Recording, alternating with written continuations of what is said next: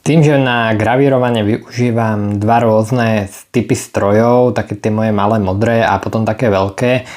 tak každý v podstate využíva nejaký iný operačný systém a dlho som nejako zanedbával nejaké správne usporiadanie všetkých súborov a mal som to proste také pomiešané a vznikal mi tam kvôli tomu taký problém, že mohol som niektoré záložky robiť iba na určitých strojoch a iné som zase mohol robiť zase na iných strojoch, tak sa to teraz snažím dať aj trošku nejako do poriadku,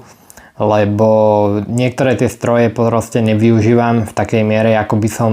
chcel, pretože to není až také praktické. Hlavne pokiaľ nerobím nejaké veľké množstvá, napríklad v tomto Inkscape som urobil túto jednu záložku, ktorú vôbec neviem preniesť do tejto centrálnej zložky. Neviem, aký je tam problém, či to mám len nejako spojené, alebo nedá sa to ani proste nejako rozobrať, ani takto preniesť jednotlivo.